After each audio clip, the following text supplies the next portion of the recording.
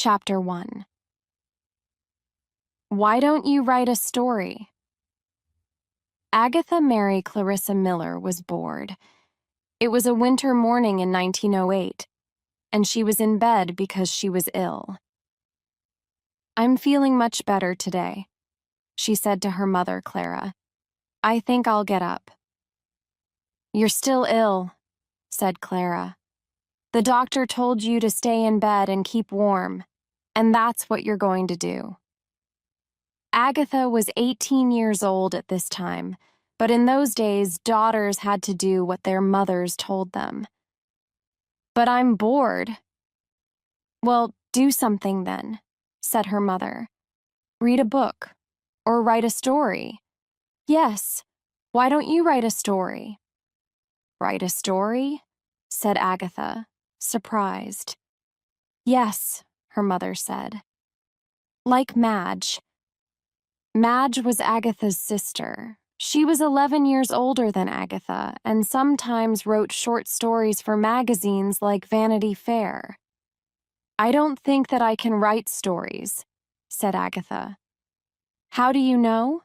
said her mother. "You've never tried."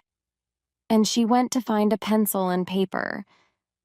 Soon after, Agatha sat up in bed and began to write a story. It was called House of Beauty, a strange story about dreams. It wasn't a very good story.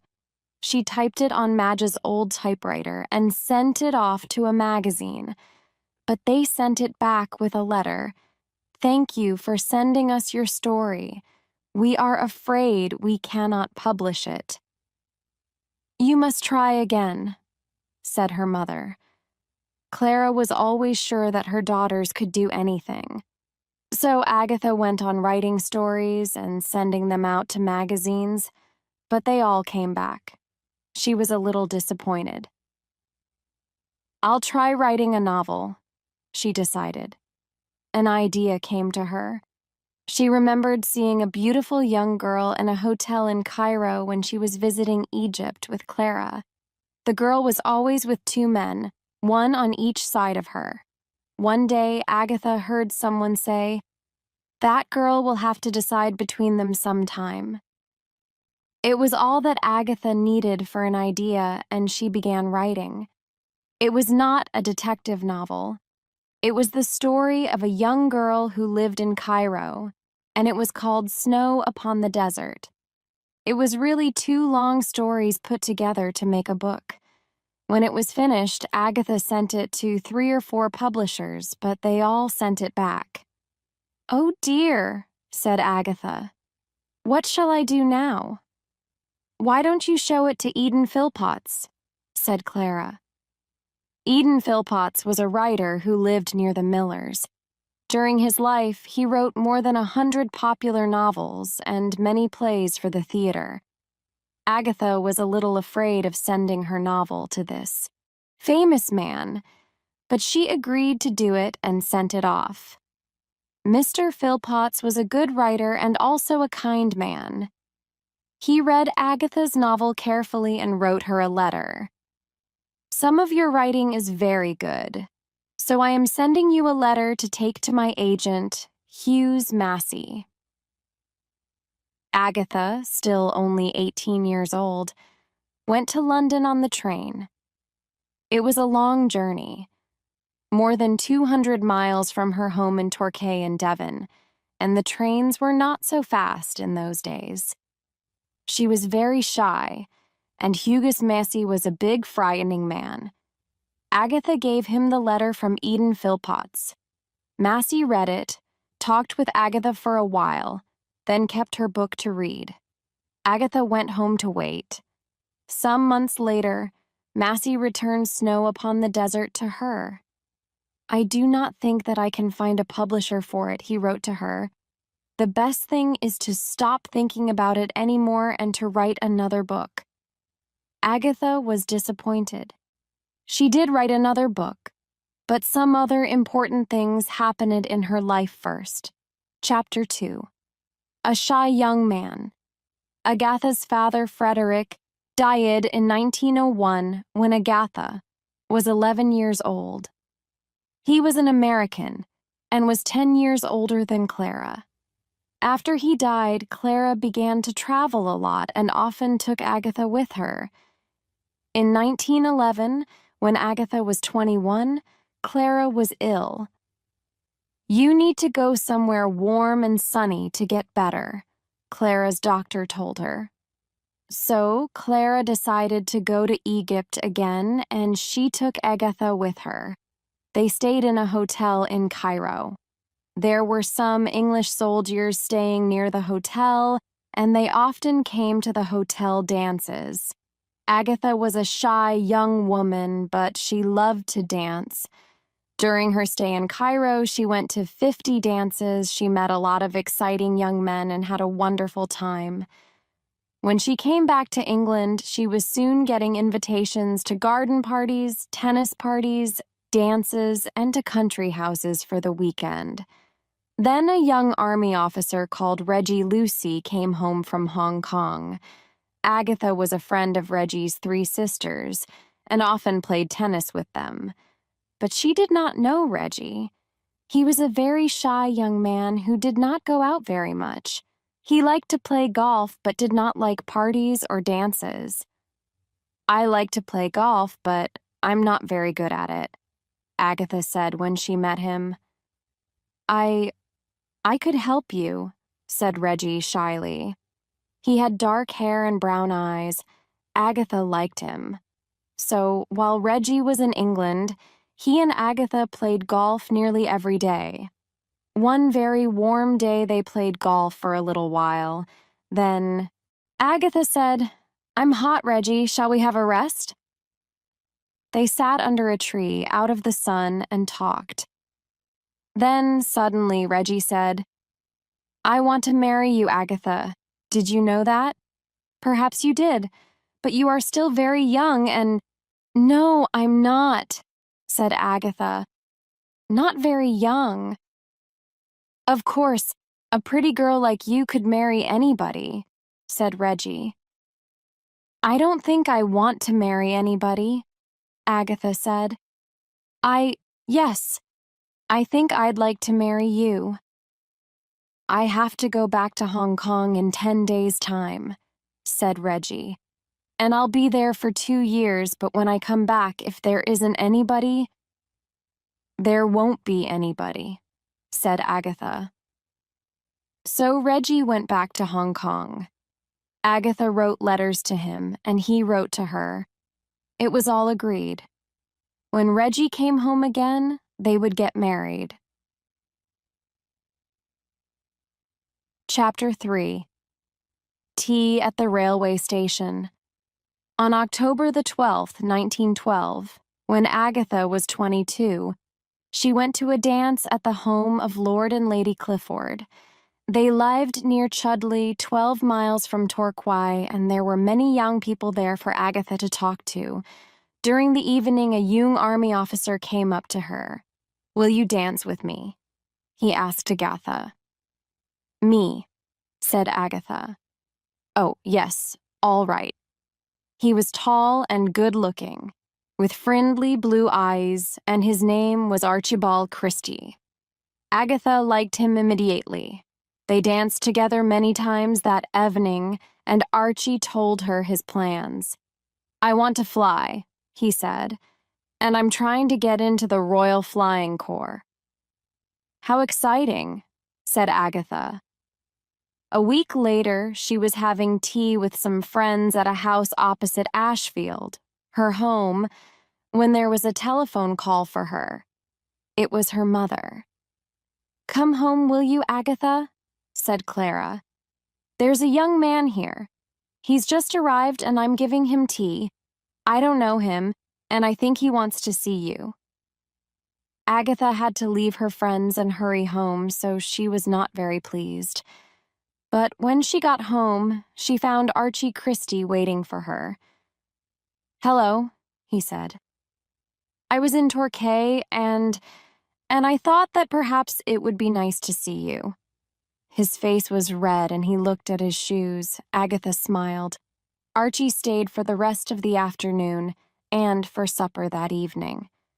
When it was time for him to leave, he said, "Will you come to a concert in Exeter with me, Agatha? We can go to the Redcliffe Hotel for tea after the concert." "I'd love to," said Agatha, then looked at Clara. "Can I, Mother?" "A concert, yes, Agatha," said Clara. "But tea at a hotel, no, I don't think so. Not a hotel." "Perhaps I could take Agatha to tea in the restaurant at Exeter railway station," said Archie. Agatha tried not to smile, but her mother agreed. So Agatha and Archie went to the concert, and then had tea at Exeter railway station. "There's a New Year's dance in Torquay on the 2nd of January, said Agatha when Archie took her home later. "Will you come?" He smiled. "Of course," he said. "I want to see you as often as I can." But when Archie came to the New Year's dance, he was very quiet and did not seem happy. He seemed to be worried about something, but Agatha said nothing. 2 days later, on the 4th of January, 1913, they went to another concert together. Archie was still very quiet, and after the concert, Agatha asked, "What's wrong, Archie?" "The Royal Flying Corps have said yes to me," said Archie. "I have to leave Exeter in 2 days' time. I have to go to Salisbury." He looked at her. "Agatha, you've got to marry me. There will never be anyone for me, only you. I've known that since our first evening together at the Cliffords' dance." Agatha was very surprised. But, I can't marry you. I've already told Reggie that I'll marry him." And then she told him about Reggie Lucy. "You didn't marry him before he went away," said Archie. "Why not? It's because you don't really love him." "We thought it was better to wait," began Agatha. "I won't wait," said Archie. "I want to marry you next month, or the month after." "We can't," said Agatha. "We haven't got any money. How will we live?" But she did want to marry Archie. "Archie has asked me to marry him, and I want to. I want to very much," she told her mother. Clara was very surprised. "You must wait," she told them both. "I like you, Archie, but you are only 23 years old, and neither of you has any money." So Archie went to Salisbury, and he and Agatha waited. Agatha wrote to Reggie Lucy. It was a difficult letter to write, but Reggie wrote a very kind letter back to her. "Don't worry about it," he told her. "I understand." In August 1914, England was suddenly at war with Germany. Archie went to France with the Royal Flying Corps, and Agatha went to work as a volunteer nurse at the Torbay Hospital in Torquay. Archie came back to England for 5 days in December, and Agatha went up to London to meet him. Then the two of them went down to Bristol, where Archie's mother lived. They could not wait any longer. They wanted to get married. Archie's mother was not happy about this, but Clara thought differently. "Yes, get married now," she said. "There's a war on. Who knows what will happen? Be happy while you can." So Agatha and Archie were married at last on the 24th of December, 1914. 2 days later, Archie went back to the war, and Agatha did not see him again for 6 months. During the summer of 1915, Agatha was ill and could not do any nursing work at the hospital for 3 or 4 weeks. Then, when she returned, she went to work in the hospital dispensary. And here she learned something which was very useful for a writer of detective stories. She learned about poisons. Chapter 4. A Detective Story. One day, sometime before the war, Agatha was talking with her sister Madge about detective stories. They both enjoyed reading this kind of book very much. "I'd like to try and write a detective story myself," said Agatha. "You couldn't do it," said Madge. "They're very difficult to do. I've thought about it." "Well, one day I'm going to try," said Agatha. The idea stayed in Agatha's head, and she wanted to show Madge that she could do it. And when, years later, she went to work in the hospital dispensary, she again began to think about writing a detective story. There must be a murder in it, of course, she thought. The questions ran busily around inside her head. But what kind of murder? A death by poisoning? Who will die? Who will the murderer be? When? How? Why? Where? And what about a detective? There were some Belgian people living in Torquay who were there because of the war in Belgium. Clara, like everyone in the town, was very kind and helpful to them when they arrived. She gave them chairs and beds for their homes and tried to make them feel happy and comfortable. Now, Agatha suddenly remembered them. What about a Belgian detective? She thought, and began to build the character in her head. He'll be a very clever, very tidy little man, but what shall I call him? I know, I'll call him Hercules. She smiled.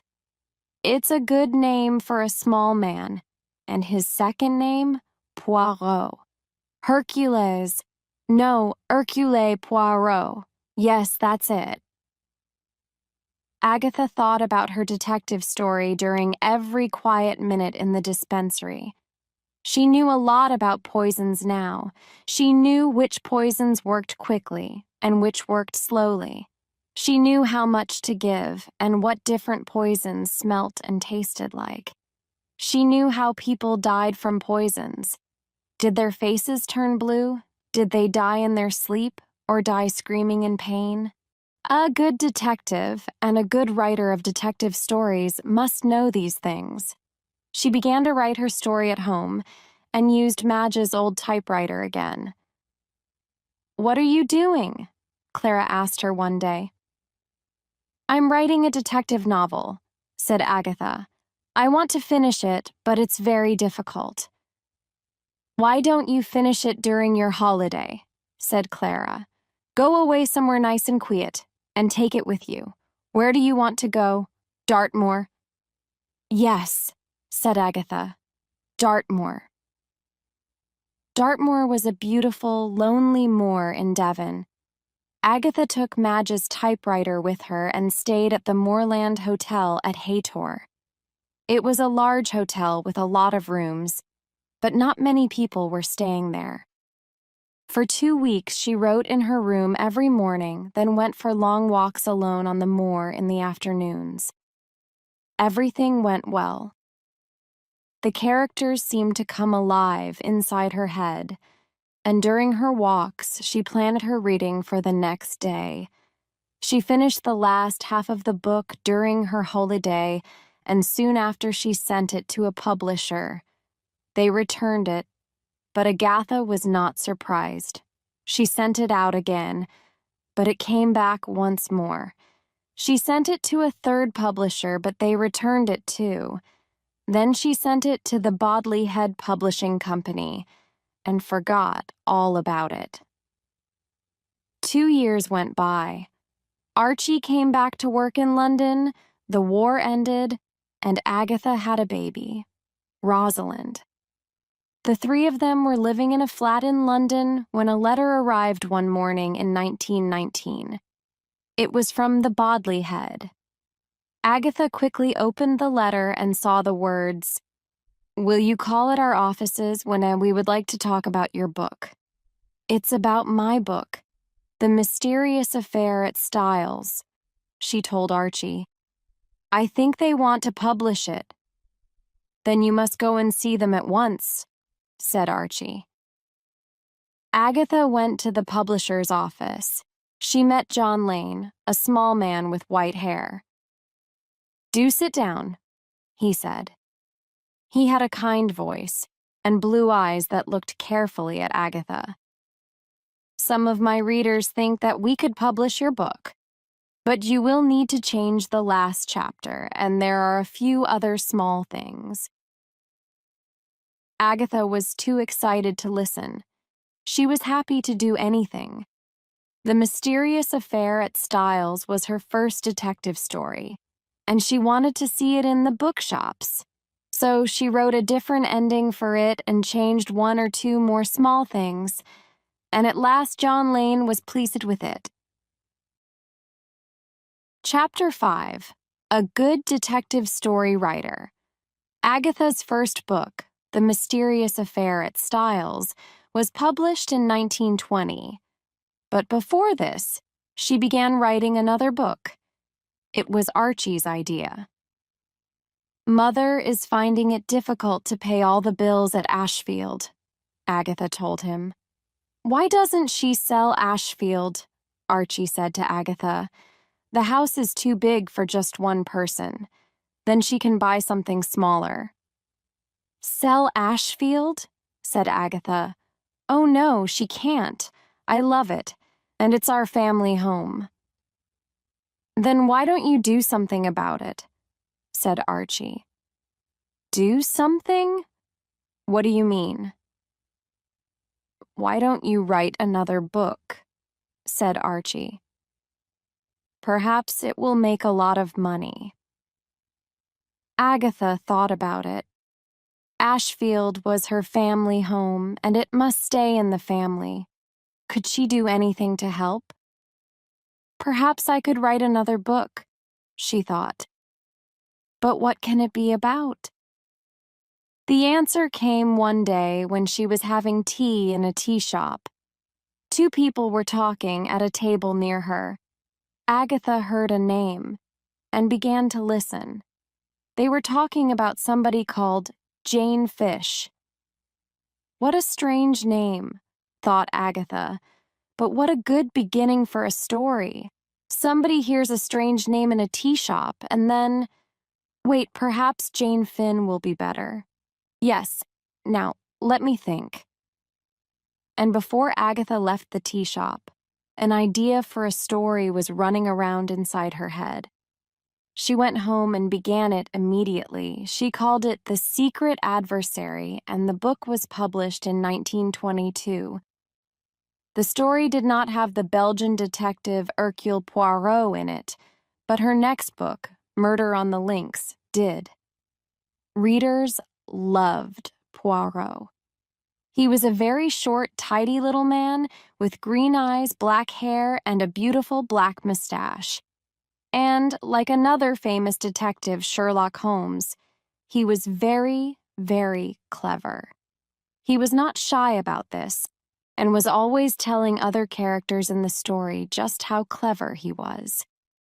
Other books followed, some with Poirot, some without. The Man in the Brown Suit, Poirot Investigates, and The Secret of Chimneys. Hughes Massey, the agent, was helping Agatha now. "You need another publisher," he told her.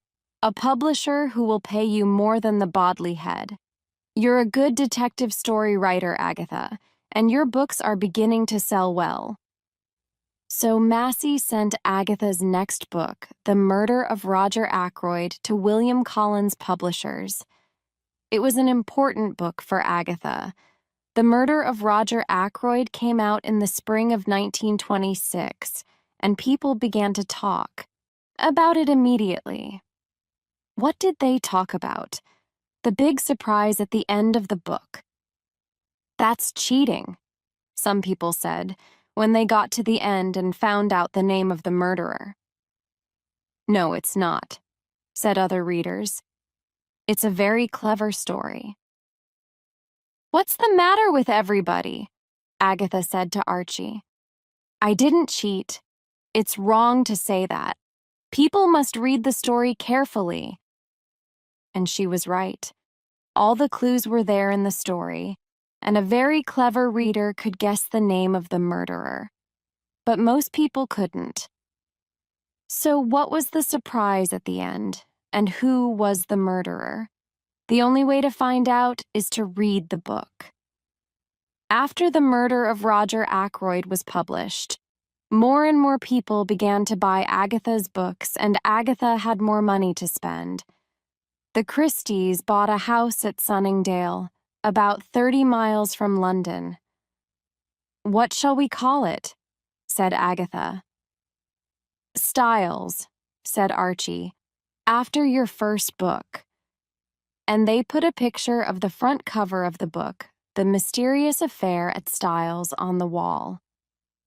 But not long after they moved to Sunningdale, something happened that put Agatha's name on the front pages of every newspaper in England.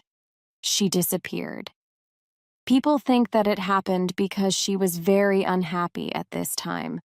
First, her mother died. And then Agatha found out that Archie was in love with a young woman called Nancy Neal. Chapter 6. Agatha Disappears. On the morning of Friday, the 3rd of December, 1926, Archie left Styles and went to stay with some friends for the weekend. Nancy Neal was also staying at this house for the weekend. Perhaps Agatha knew this. Perhaps she didn't. We can't be sure.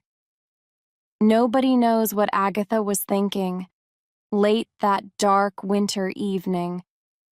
Rosalind, now 7 years old, was in bed. The Christies' 2 housemaids were in the kitchen. But we know this. At about 11 o'clock that evening, Agatha went out and drove away in her car. She did not return home that night.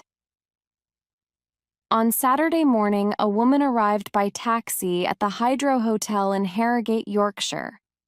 The Hydro was one of Harrogate's biggest and best hotels near the center of the town. "Can I have a room, please?" the woman asked. She was carrying a small suitcase, and she looked very tired. "Yes, of course," said the man behind the hotel desk. "There's a nice room on the first floor, room number 5. It has hot and cold water, and the cost is £7 for a week." "Thank you. That will be all right," said the woman. "What name, please?" asked the man. "Mrs. Teresa Neal," said the woman with the suitcase. Also, on that cold Saturday morning in December, a 15-year-old boy was walking beside a lake called the Silent Pool. This was at a place called Newlands Corner, about 14 miles from Sunningdale. The boy's name was George Best. Suddenly, George saw a car. It was off the road, down by the lake, but the lights were on.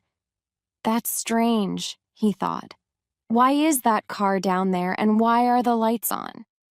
And he went to have a better look. The car was empty, but the driver's door was open. George looked inside. He saw a coat and an open suitcase. Half out of the suitcase were 3 dresses, some shoes, and some papers with the name Mrs. Agatha Christie on them. George quickly went to find a policeman. The newspapers were sewn full of the story, and Agatha's picture was on the front pages. Where was the detective story writer? Was she dead? Was she murdered? Did she kill herself? The Daily News wanted answers to these questions and said on December the 7th that it would give £100 to the first person with the answers.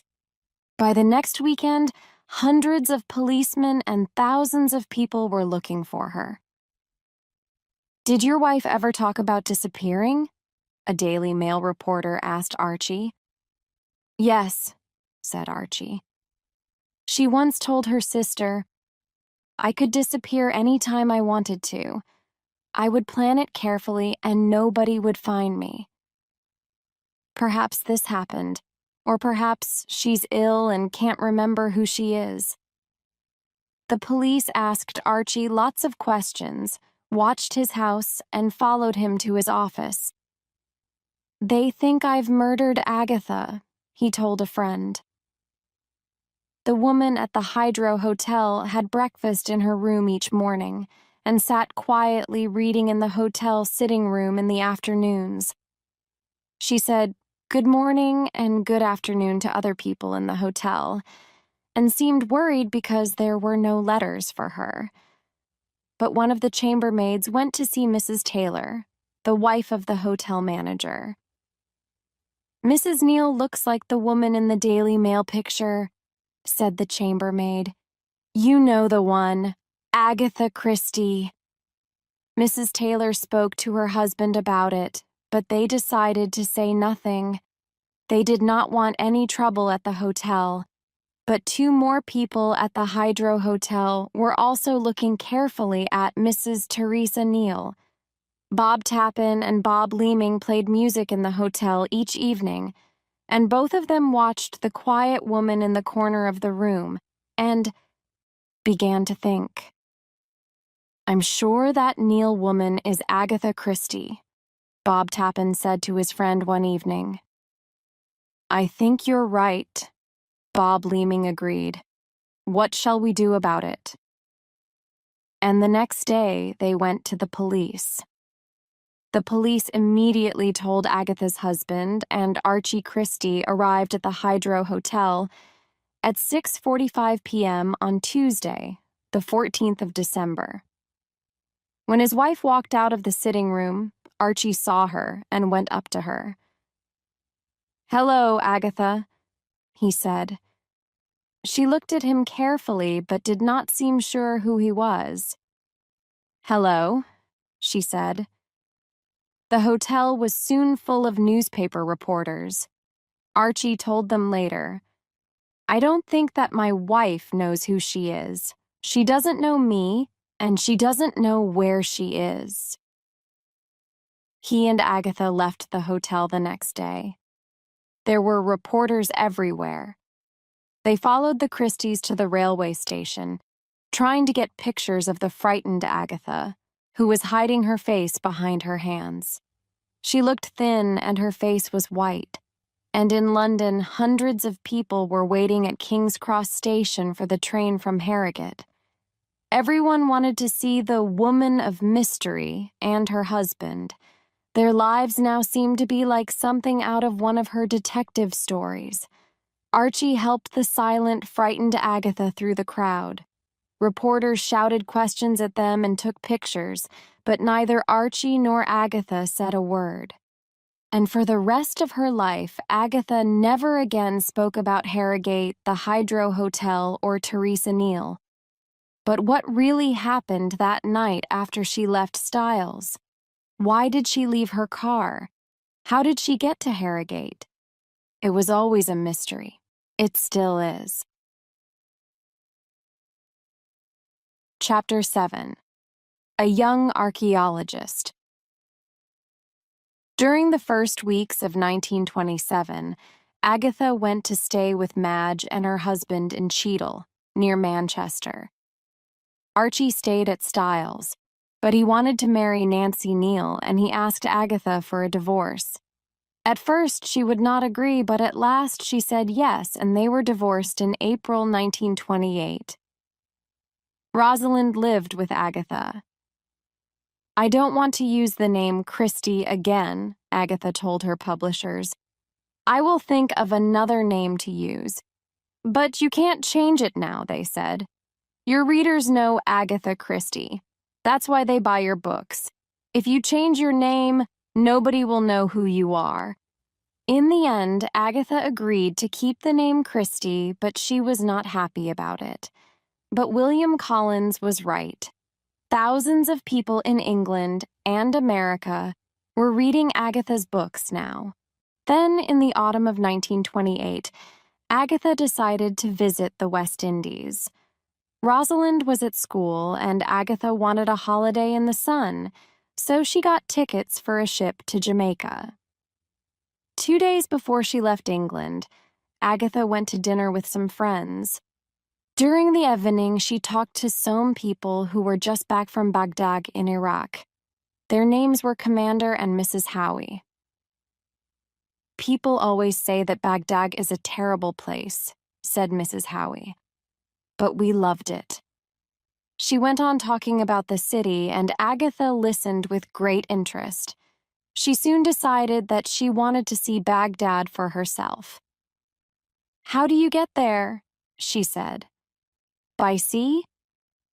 "You can go by train," said Mrs. Howe, "on the Orient Express." "The Orient Express," said Agatha. "I've always wanted to ride on that famous train. I'll go to Baghdad, not the West Indies." The Howes were very helpful and wrote down the names of interesting places for Agatha to visit. "And you must go to Commander Howe said. Next day, Agatha changed her tickets for the West Indies for tickets to Istanbul by the Orient Express, and then on across the desert to Baghdad. It was an exciting journey for her, traveling alone for the first time. And later it gave her the idea for another of her most famous books, Murder on the Orient Express. While she was staying in Baghdad, she remembered Commander Howe's words, "You must go to Archaeology was something that interested Agatha very much, and Leonard Woolley, the archaeologist, and his wife were working at Catherine Woolley was very happy to meet Agatha. "I love your books," she told Agatha.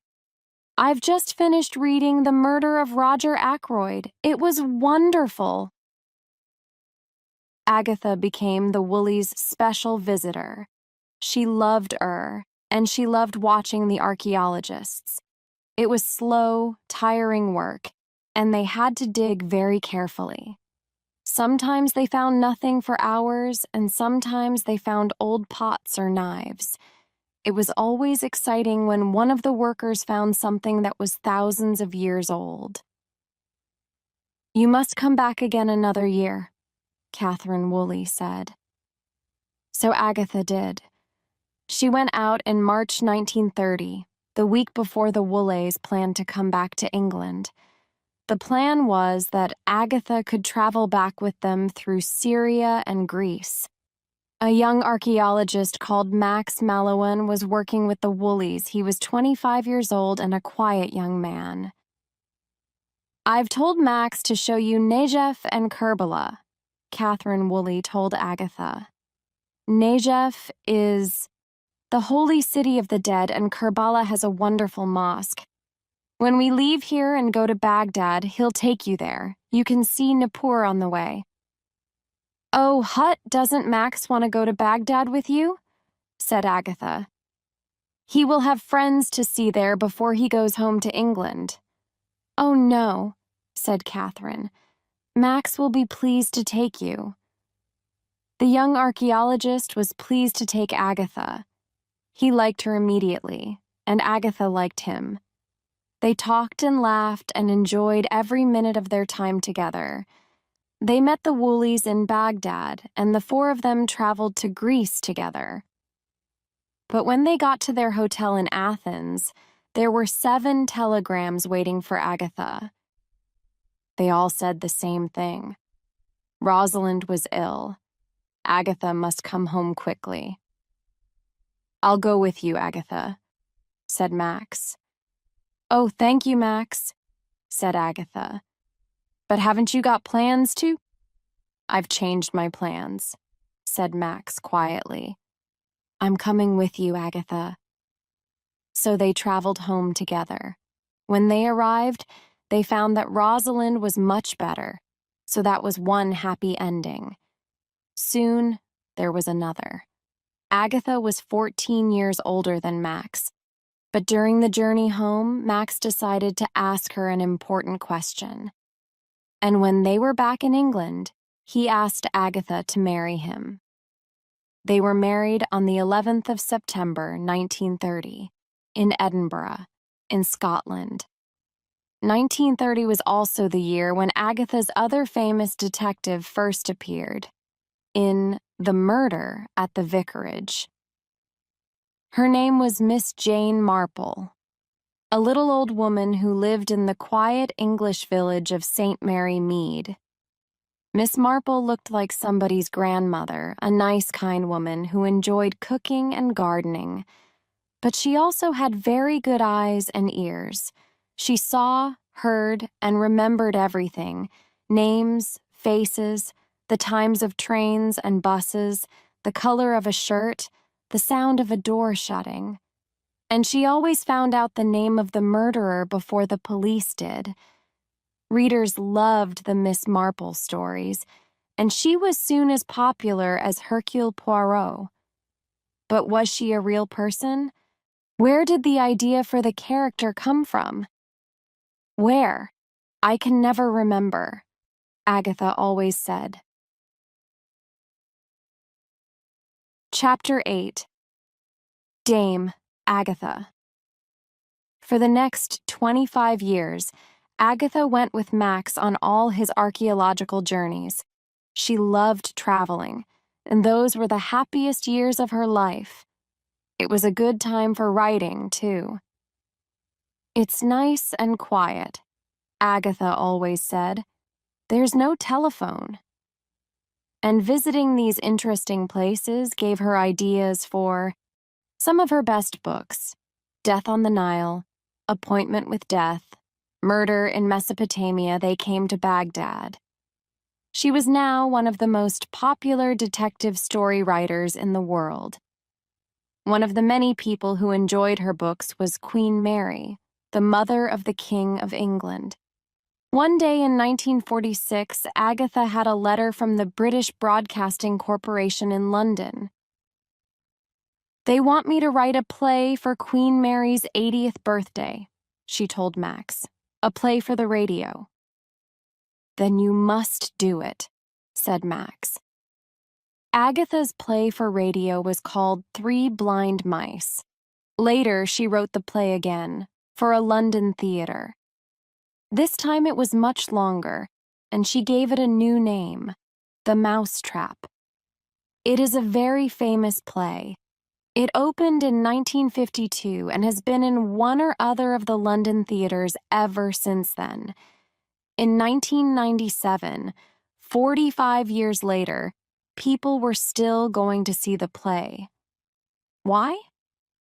It's a very good murder mystery, of course. But there is another story about the mousetrap, too.